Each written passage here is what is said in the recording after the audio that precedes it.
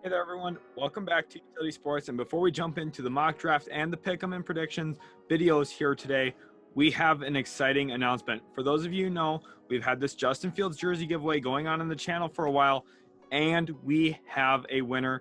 We did a wheel to decide who won. We spun the wheel after putting in all of the eligible comments, subscribers, and everyone who had liked videos. We went through all that, put it in, and we finally found our winner. Our winner is Robert Lamison. I know he's a Jacksonville Jaguars fan. He's going to be winning this awesome Justin Fields jersey giveaway, but don't go yet off the video. We've got exciting news. We're going to be doing another jersey giveaway on the channel. You guys have absolutely killed it with the support. We love having you guys all as subscribers. You've been awesome, smashing the like button, leaving comments, and just really building up a great community. So we want to continue to push that forward here at Utility Sports. So in order for our next jersey giveaway, we want to know what player's current jersey you would like to be in the jersey giveaway. So go ahead, comment the player you would love to see in the jersey giveaway. For example, if you like a Tom Brady Buccaneers jersey, comment Tom Brady Buccaneers. Let us know what jersey you'd like. If someone's already commented the one you like, leave a thumbs up on that comment so we can see what jersey is the most popular option for our viewers. We want to know what jersey you guys would be interested in seeing. Hopefully you guys are going to enjoy the mock draft or pick them in predictions depending on which video you clicked on today. Again, thanks so much for all the support at Utility Sports. You guys are awesome. Hopefully you're enjoying all the content that we're bringing as well. And again, we just can't be more thankful for what you guys have done for us as we're building up this platform. Again, thanks so much, guys, and we'll catch you in the actual video.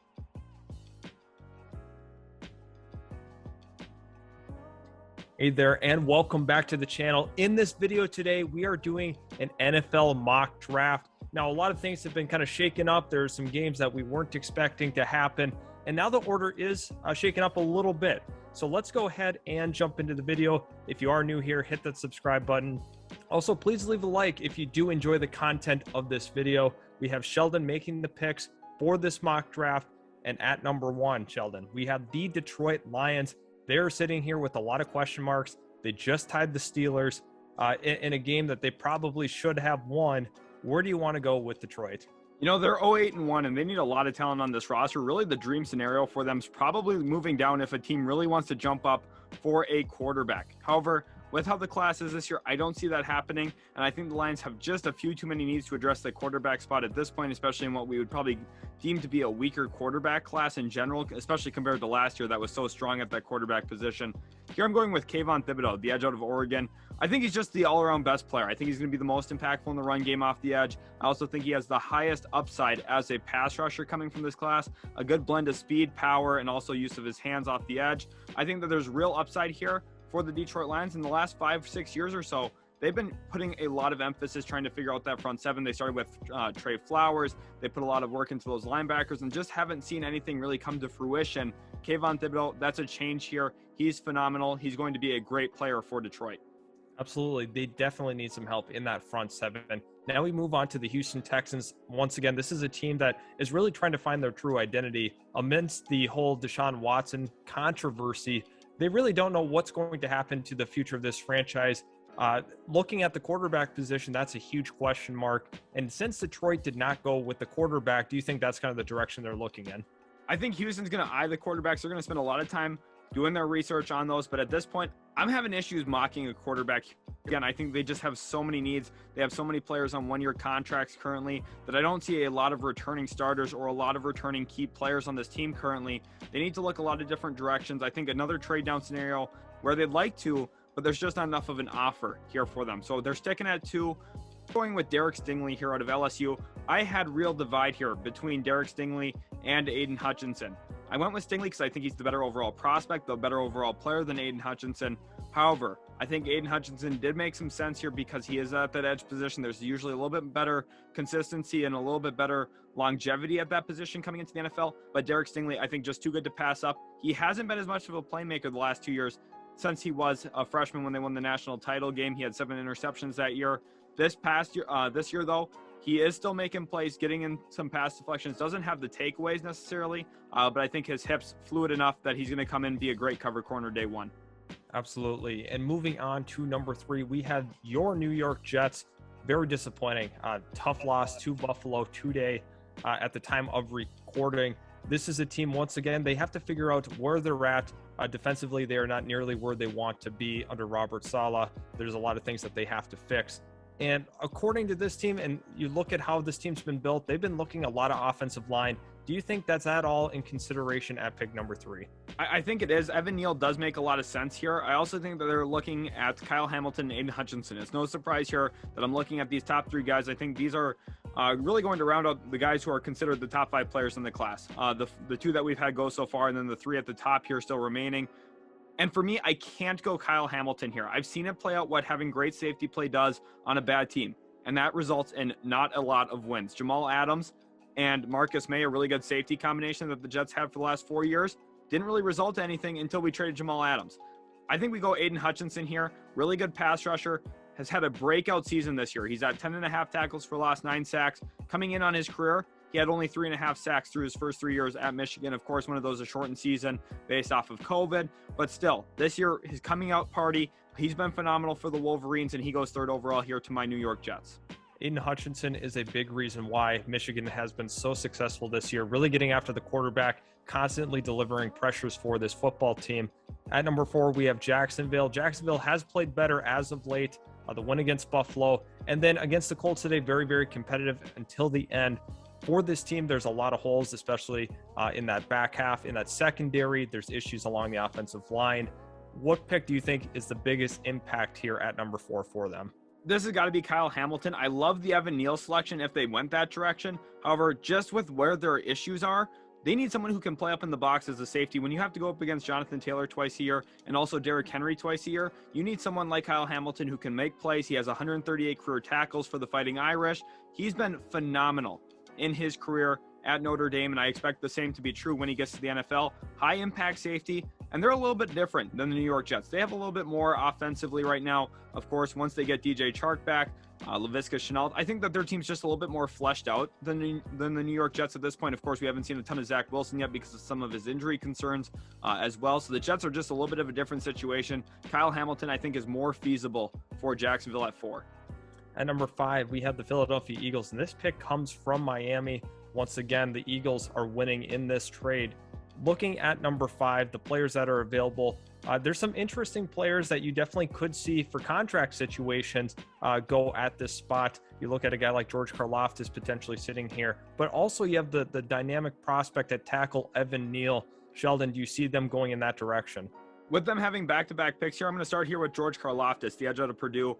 Monster in the run game. His freshman season put up 17 tackles for loss. That is incredible production, and he's been fairly productive as well. His sophomore season last year did not get to play a ton because of COVID, only played in 2 games. However, this year, again, he's gotten back to that productive level. I know Purdue just lost this past weekend in college football, but George Karlaftis, clearly the best player on their team and one of the best players overall in this class. He goes 5th, and then we're going to double back here and go with Evan Neal. It's all about trench play here for Philadelphia. That's been a big part of their roster construction over the last decade or so. They love to be good in the trenches. They get 2 of the best players in this year's class. Evan Neal being probably the top offensive lineman. Austin, how do you feel about Evan Neal compared to the others in this class along the O-line?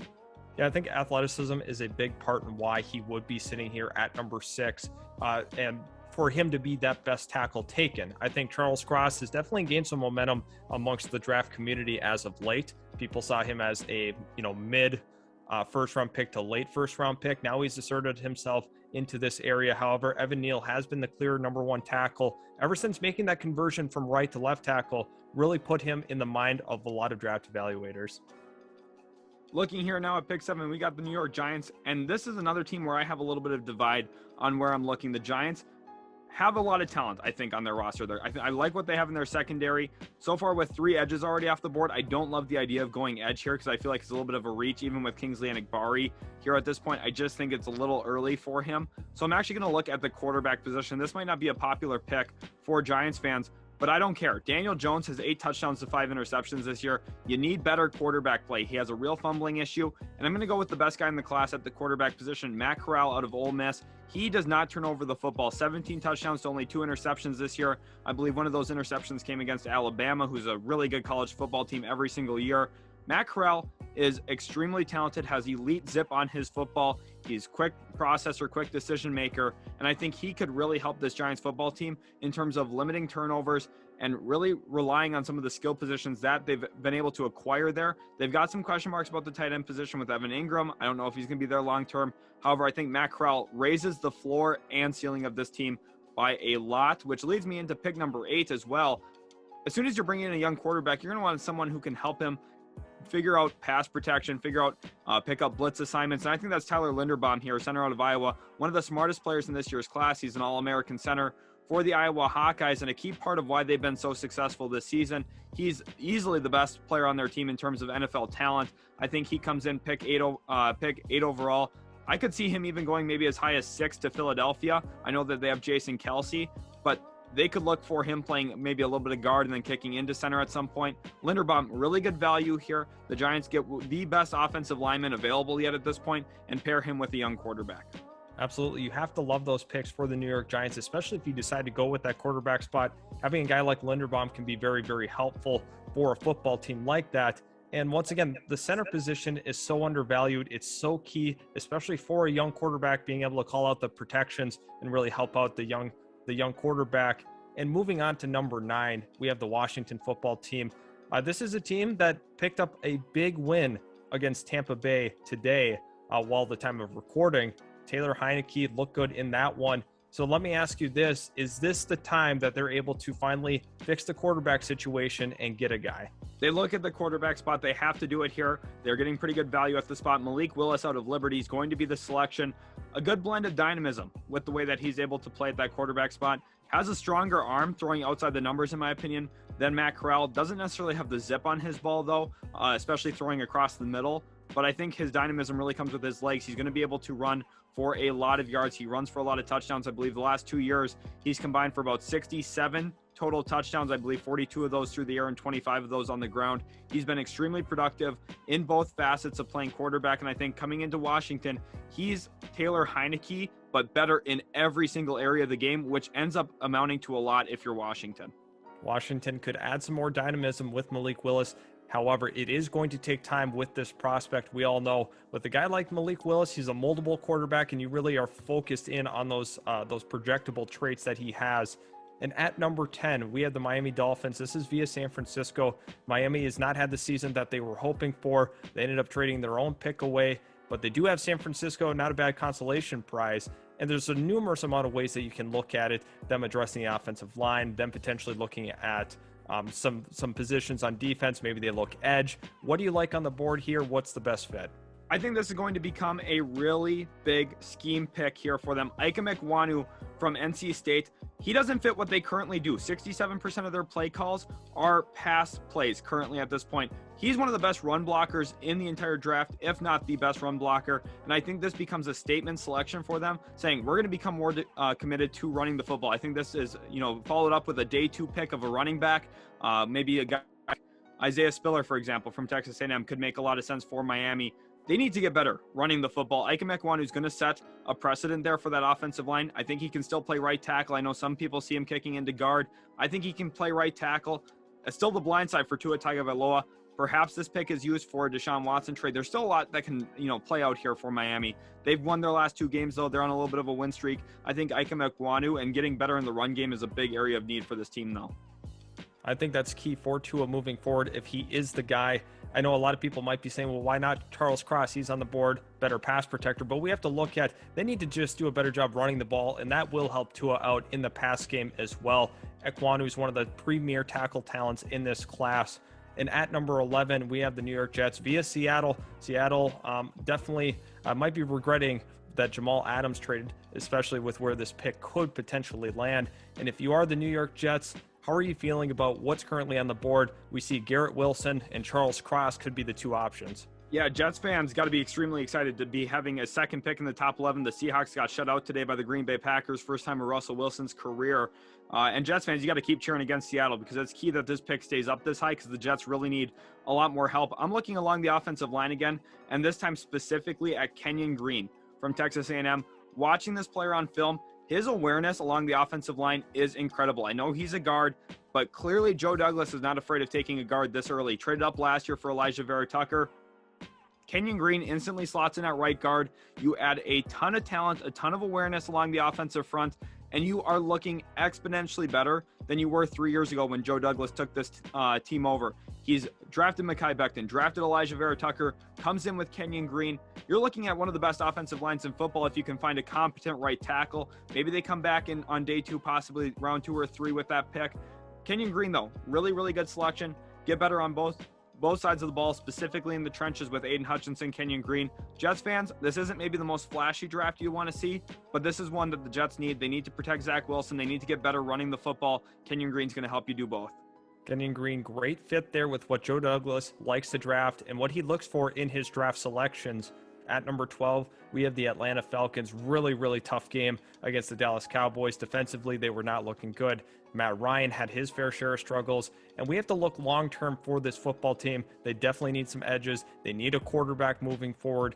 What is the move here? They have to look at that edge position and go with DeMarvin Leal. Best talent left on the board in my estimation. He's going to make a lot of plays. He's going to be around the football a lot.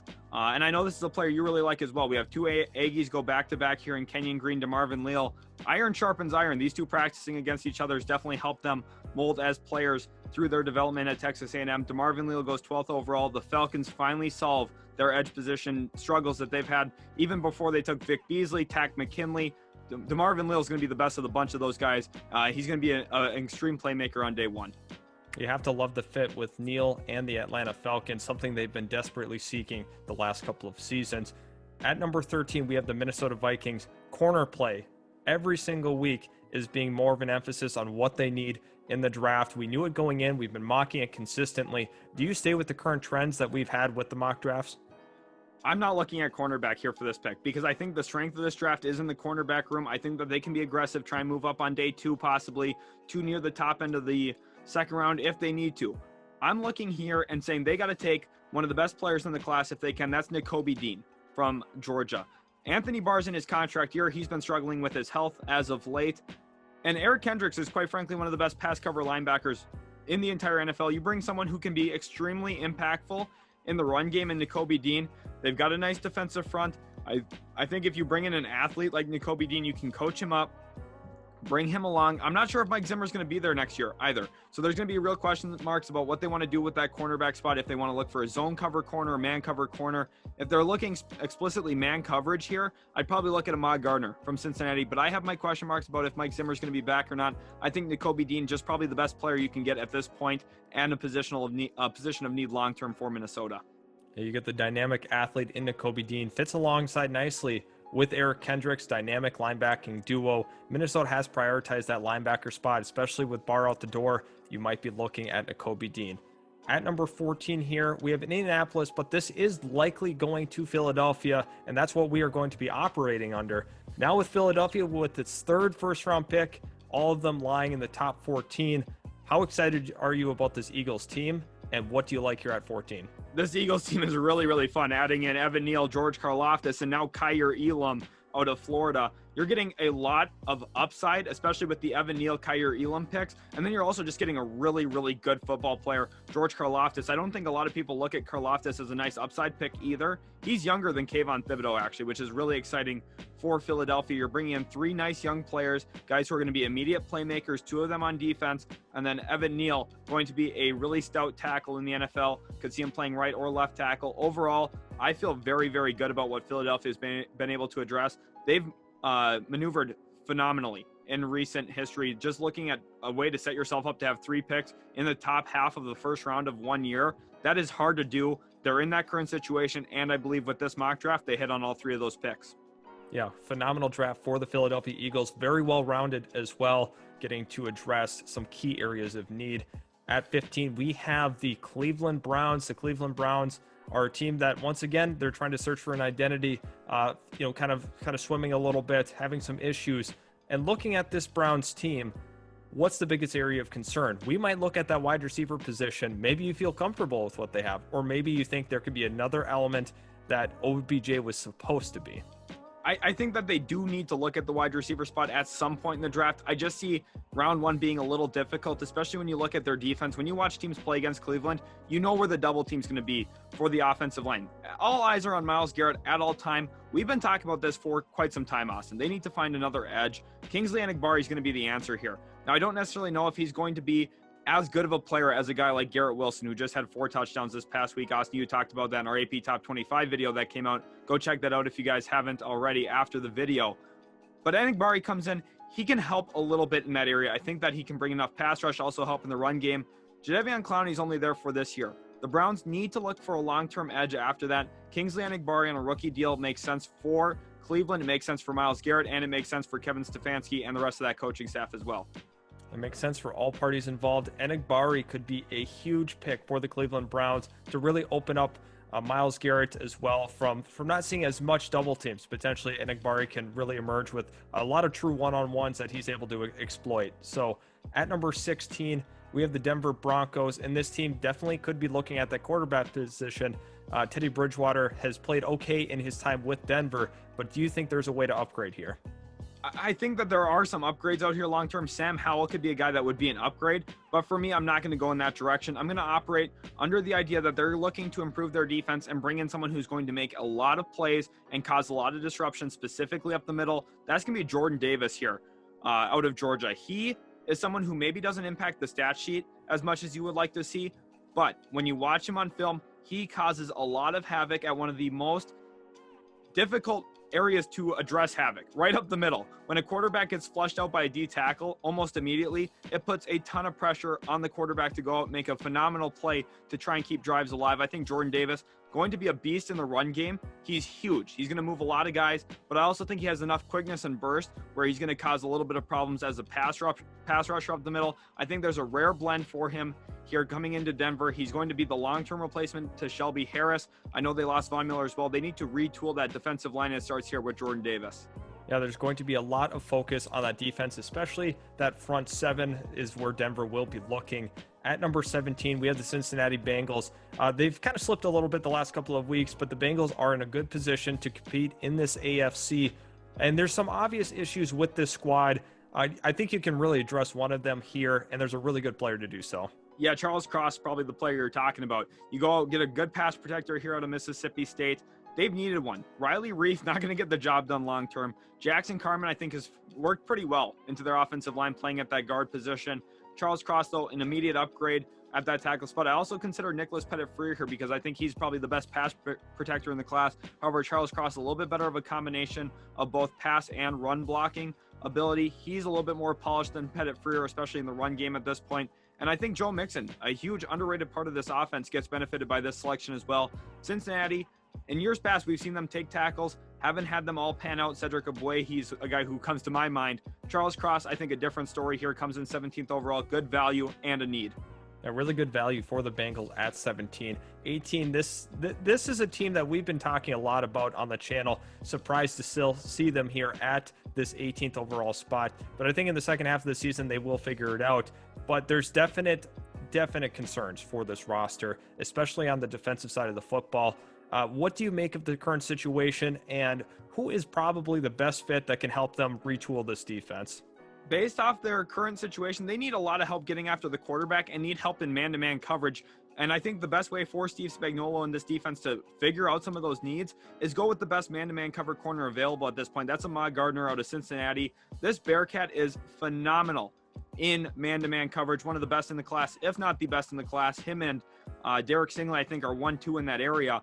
And this empowers Kansas City, to try and get after the quarterback with a little bit more heat, a little bit more blitz pressure, because since they moved their interior defensive lineman Chris Jones over to edge, they just haven't been getting the same amount of pressure after the quarterback. And I think that's a real issue with why the Chiefs have struggled this year compared to where they were at last year, where they were a little bit better defensively than I think a lot of people had anticipated. Ahmad Gardner comes in. Immediately, you can count on him to be a one-on-one corner for you. L'Jarius Sneed's going to have to pick up his play as well. I think Mike Hughes can function out of the slot. That's what Kansas City needs. They're missing it this year. Ahmad Gardner solves that issue. It's going to definitely be a heavy point of emphasis entering the draft is fixing that defense in Kansas City. At number 19, we have the Carolina Panthers coming off of a fresh win against the Arizona Cardinals, in which Cam Newton played in that game. Really crazy. Unbelievable that he is back and already playing with Carolina. On this defense, you definitely could see some improvements. Offensive line, we talked a little bit as well.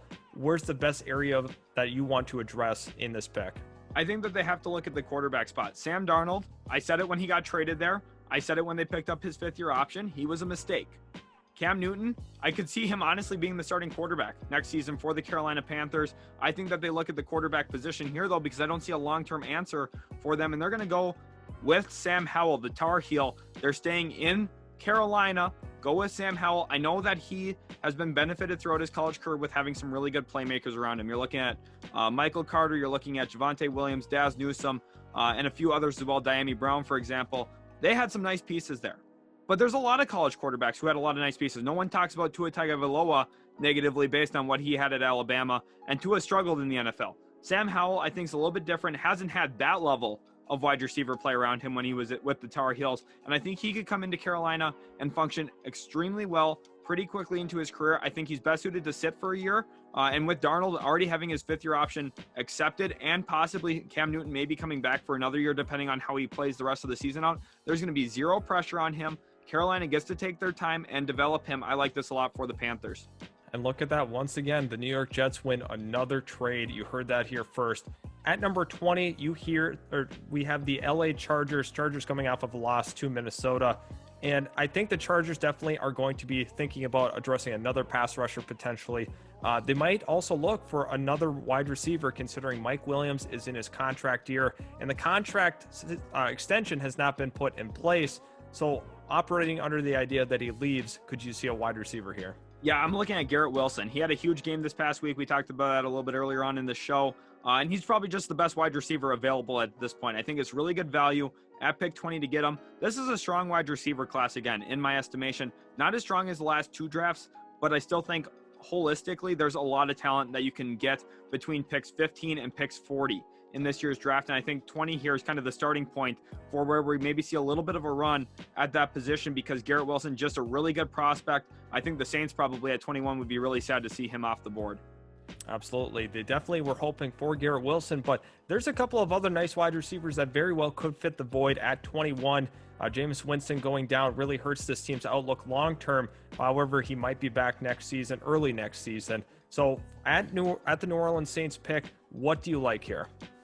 I'm between 2 wide receivers. There's Drake London, who has a serious injury right now, similar injury to what we saw the wide receiver for the Miami Dolphins, name's Jalen Waddle. Jalen Waddle had the same injury as what Drake London currently suffered. Did not hurt his draft stock coming in, and I don't think it's going to hurt Drake London's too bad, but there's also Treylon Burks here as well. Those 2 are the top guys for me at this point for New Orleans, and I'm going to opt with Treylon Burks here just because he's healthy. I think that New Orleans is concerned about health a little bit more. We see how Michael Thomas is going to miss the whole season here for them. They want a healthy team. They're already having to deal with Jameis Winston's injury. I think Treylon Burks a pretty good selection here overall for New Orleans. I know he's a guy you really like, Austin. Love Treylon Burks. I think that's a really good value pick for them here at 21. At number 22, we have the New England Patriots, who are starting to pick up some steam with this season. Mac Jones looked really good in the game today. And at 22, New England generally doesn't want to take a wide receiver. They're having a little bit of nightmares from the N'Keal Harry selection. But do you think they'll address defense instead, or do you think that they should find a number 1 wideout? I'm here between 2 skill positions offensively. One for me is that wide receiver spot. Drake London, I'm really considering him here. You're looking at a big-bodied wide receiver, someone who in 8 games this year when he was healthy posted 88 catches and over 1,000 yards receiving. He can be that high-volume number 1 target for Mac Jones. Looks like they're all putting pieces together, figuring out how they all need to play. Mac Jones looked really, really good today in their win, but he could still use a number 1 wideout. And I'm also looking at that running back position. I know this is really atypical for New England. Kenneth Walker is extremely interesting to me. Doesn't actually have that many miles on his legs, especially when you would consider what he's doing this year for Michigan State. You would assume that he does. He really doesn't. Has not had a 200-yard or 200 attempt season yet at this point in his college career. He could make some sense for New England. I know that atypically that doesn't fit really what they do. But again, this past offseason, they went on and spent about $70 million, which is something they usually don't do as well. So I'm trying to switch it up here for him. I'm going to actually go with Drake London still, though, at that wide receiver position. I think that they need to go with that big body wide receiver, someone who can be a number 1, and Drake London is that here. Drake London could be a big red zone target for Mac Jones, something that they're lacking at the wide receiver position. At 23, we have Pittsburgh, and Pittsburgh has some long-term question marks along that offensive line. They also have some question marks at the quarterback spot. Big Ben will likely not be back next season, especially with his current age and how he's played so far this year. He has picked up his play a little bit recently. However, long term, I don't love what they have at the quarterback position. I know you don't either. They should be hoping Ben Roethlisberger doesn't want to come back for next season. They definitely shouldn't give him a contract. I just think the long-term outlook for him doesn't look good as a starting NFL quarterback. He's had a phenomenal career. The truth is 2021, 2022, not going to be a great quarterback for you anymore. They look in state. They go to the Pittsburgh Panther product. Kenny Pickett here is the selection. They stay in Pittsburgh with this pick. They're going to know him better than any other player in the entire draft. He's right there. Kenny Pickett's right there in their backyard. He's going to be a phenomenal pickup for them. He comes in, instantly gives them a little bit of a different dynamic into that offense as a thrower of the football. Absolutely. I think that's a good selection. Kenny Pickett, under the radar prospect, was viewed as a third or fourth rounder, has really vaulted himself into that first round conversation with how he's played as of late. Really accurate quarterback. Love to see what Pittsburgh could do with him. At 24, we have the Tampa Bay Buccaneers coming off of a tough loss to Washington. This was a matchup that they had in the postseason last year. Got the win. This year was not the same result. Tom Brady had a couple of interceptions, and the team just didn't look phenomenal. Looking at this team, we've talked about this a lot in the channel, right? Money-saving moves for this roster to kind of keep the core together. Is that kind of what we're operating under in this pick? Yeah, they need to find a new starting tackle because they're going to need to save some of that money, keep some of their other key players around. Nicholas Pettit-Freer out of Ohio State. I liked him. I looked at him earlier on in this draft as well, much earlier in the first round. There's always going to be an emphasis on pass protectors in the NFL. Nicholas Pettit-Freer, a really good one here, comes into Tampa Bay. You have him and Tristan Wirfs at your starting tackle spots. Tom Brady is going to feel so comfortable in the pocket that it's scary. Now, I don't know if they're going to be able to keep Chris Godwin. They're going to have to maybe look at the wide receiver spot if they can't this offseason. But anyway, Nicholas Pettit-Freer, I think a really good selection, gives you a little bit more flexibility along that offensive line and also on your actual cap management. And one of the best pass protectors in the entire draft. Love to see that here for Tampa Bay. At 25, we have the Las Vegas Raiders, and the Raiders have had a lot of things shaken up recently. Is Mike Mayock going to be there after this season? Who really knows? We're going to kind of see what the patience level is with this organization. Really depends on how they finish down the stretch here. But you could look on the defensive side of the ball. I think there are some issues that they want to address. Maybe you might look at that second level at the linebacker spot. Linebacker could make some sense here. I'm also looking at that cornerback room. Damon Arnett, a former first-round pick, ended up getting released after threatening someone on social media. Trent McDuffie is going to be the selection here, one of the better cover cornerbacks in this draft, listed at about 5'10". He's got some of his own flaws, especially in terms of physicality. How is he going to handle a 6'3" wide receiver at the next level? That's going to be a challenge point for him, but the Raiders need help there anyway long-term. Casey Hayward, he's getting up there in age. They're not going to be able to rely on him for the next 2-3 years. They need to find a starting level cornerback. Trent McDuffie, if he was 2 inches taller, probably goes in the top 15 of this draft. He goes 25 here because of some of his physical question marks. However, I still think he's a really good pickup and the best cover corner available at this point. Absolutely. Love the selection there for the Raiders. At 26, we have the Baltimore Ravens, and a key emphasis might be along that offensive line. They also might look potentially at their defensive line as well, but I think the trench play very well could be a focus. They might look at that safety spot as well. You look at this team, definitely improved in the wide receiver room. Rashad Bateman has been playing very well. Hollywood Brown has also been playing very, very well this season, so you love to see the improvement there. But what do you like here for the Ravens? Yeah, I really like where their wide receiver room is at now. Rashad Bateman was a phenomenal pickup for them, and I think that they have to look along that offensive line, replace Orlando Brown Jr. You go to that offensive tackle spot for me, Austin, and there's a few options here at this point. I want to specifically dial in on Trevor Penning here out of Northern Iowa. I think that he fits what they're trying to do. You can slot him in at that right tackle spot. He maybe has a few growing pains early on, adjusting to a different level of talent. But Northern Iowa, they produced NFL players in the past. I think Trevor Penning could be another good example here. The Ravens know how to coach guys up, and he's going to become a very, very stout, solid offensive lineman for them, especially in the run game. This does look to be like a very Ravens-esque pick at 26. At 27, we have the Detroit Lions, and this pick is from the Matthew Stafford trade. And the Detroit Lions, once again, there's a lot of things that they want to fix. They could consider quarterback here. They could look at the wide receiver spot. Some people don't think the Lions need a wideout, but I think that that's definitely something that they should consider at this pick. the Lions really badly need a wide receiver, and I'm looking at Chris Olave, and it's hard to pass him up here, but that's what I'm going to do based off of what I talked about at the start of the show with their emphasis on trying to build a front seven, especially for Dan Campbell. We're going to the linebacker room. We're taking Christian Harris out of Alabama. They need someone who's going to help them in the run game. They need to find ways to take away team strong points, and I think Christian Harris and Kayvon Thibodeau in the first round here for them help them a lot against the run, and then also getting after the quarterback with some designed blitzes. Kayvon Thibodeau can get off the edge. Christian Harris, pretty solid in coverage as well. Not going to be an elite cover linebacker, but I think can function there a little bit. And it's just a much better front seven already for Detroit. They still need to spend some more picks. Last year, they went out, got a Lee McNeil, I think is a pretty solid nose tackle option for them. They've worked on their defensive line already. They need to continue building in that front seven. Christian Harris and Kayvon Thibodeau, really, really good selections for Detroit. Yeah, big point of emphasis here is defense in this first round. At 28, we have the Green Bay Packers. A lot of uncertainty surrounding what's going to happen post Aaron Rodgers, potentially post Devontae Adams if he does decide to move on. And this team definitely has some question marks, and we have to look at that wide receiver spot potentially, or offensive line. Maybe they want to upgrade over Billy Turner. Maybe they want a playmaker at wide receiver, or maybe you might just surprise me and go defense. I have to go wide receiver here, and just because it's Chris Olave, he's the selection. GM Brian Gutekunst is going to run this pick up to the podium and break his own draft history. I know he historically hasn't looked at wide receivers in round one. Chris Olave, too good to pass up on. We've talked about it so many times on the channel. Would have been a first-round pick last year had he come out. Was phenomenal with Justin Fields, and I think with Jordan Love, there's the same hope there that he can fit kind of that strong arm quarterback style who's going to be an improviser. Chris Olave is going to be a playmaker for Jordan Love. And they hope that those two guys can find connection and chemistry very early on. At pick number 29, we have the Buffalo Bills. Buffalo could definitely consider a corner. Their number 2 corner right now is Levi Wallace. Maybe they want to upgrade over there.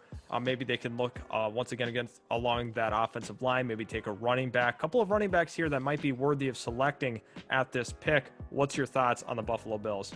You know that I think Buffalo needs to look at that running back spot. However, we're mocking what we think will happen, not necessarily what we would do as GMs. They're going to go with Andrew Booth Jr. here, someone who I think his cover skills are still coming along. He's got good physicality, can blow up some run plays, really good in the screen game, also can press physically off the line of scrimmage. However, I think he struggles a little bit more when it actually comes down to his one-on-one cover skills. I think that's really where Buffalo and Sean McDermott are going to have to coach him a lot. But I think that coaching staff is very capable of bringing him along in that area. He's got good size at 6'1". He's going to have good physicality like I talked about. And with a good coaching staff like they have there in Buffalo, it ends up being a really good cornerback in the NFL. At number 30, we have the Dallas Cowboys, and the Cowboys just keep winning. They want to upgrade at that other corner spot opposite to Trayvon Diggs. We've made that a big point and emphasis in all of our other mock drafts. But are you going to break the trend here at pick 30? I am actually going to break the trend. I'm going with Drake Jackson here, the edge out of USC, because I think that they need to find somebody who can be dynamic off the edge, rush with some speed, and win consistently without and especially helping them avoid double teams along some of their other defensive linemen. I also think his athleticism is just much needed. We saw Micah Parsons come in as an athletic freak last year from Penn State. He was a phenomenal draft pick for them. We thought they were going to go cornerback last year, round 1. I'm opting to switch up from it. I still think that they should probably look corner. I thought Darian Kendrick would make some sense here, but Drake Jackson has been very productive in his time at USC. They haven't had the year that they're hoping to have for the Trojans, but Drake Jackson's still a phenomenal player nonetheless. Yeah, long athlete. That's something you love to see for Dallas. At 31, we have the Tennessee Titans, who really have flipped the script on this season. They've been playing so much better than how they initially had started the year. Even without Derrick Henry, they are still able to get the job done. Love what the Titans have done so far. They've gotten a lot from Harold Landry as well. Looking at this pick, is there a clear and obvious way you want to go with this team? Do you think offensive line something that they consider here? I think it is. They look at the offensive tackle spot right now, and there's a guy out of Minnesota I really like, Daniel Falele. He's huge, Austin. He's actually one of your favorite players in this class, if I'm not mistaken. I think he can be a real impact player for them, especially in the run game. He is massive, Austin. Tell the audience how big this player is. He's 6'9", 400 pounds. That's all you need to know about the level of player he is. Definitely has some concerns in the pass protection, but in the run game, you really love to see it. A guy that can really get uphill. He's just a massive run blocker. There's so much to love about how you can mold him. The question is, are you ready to be patient and wait a year or two to really start to see those results? Right, and that's the thing. Is he going to play guard probably early on in his career? I would guess so. I just don't think they can really stick him out at tackle. I think he's going to struggle with speed rushers. However, when your best player is Derrick Henry and he's into his late 20s, having a guy who's going to be a really good run-blocking guard year one of his career, not a bad outcome. If you're Tennessee, Daniel Falele, a pretty good pickup here, 31st overall. At 32, finally, we have the Arizona Cardinals, and this is a team that's definitely suffered some injuries, suffered a couple of losses due to those injuries. Now, we look at this Cardinals team. They definitely could be looking at that number 2 corner spot. What position do you like here? Maybe even surprise us and go running back. I'm looking exclusively at the edge position. J.J. Watt's struggled with injuries throughout his career. Chandler Jones, we're not sure what the long-term outlook looks like for him staying in Arizona. So let's pull up the edge spot here, Austin. And there's a guy here who's new to the first round that I want to mock. That's Jermaine Johnson here. I'm not even sure yet. Florida State, there he is. I wasn't even sure if he was going to be on PFF here. Former Georgia Bulldog this year has posted career numbers, 7.5 sacks, 10.5 tackles for loss. Again, that's pretty similar production to Aiden Hutchinson, who we saw go 3rd overall. I think this is a really good value pick. Doesn't necessarily have the long-term success throughout his career that we've seen from some of the other top guys like Kayvon Thibodeau, for example. But I still think there's a lot of upside here and would make Arizona a lot better long-term. Hey, love to see that pick there. Definite upside. Great production so far this year.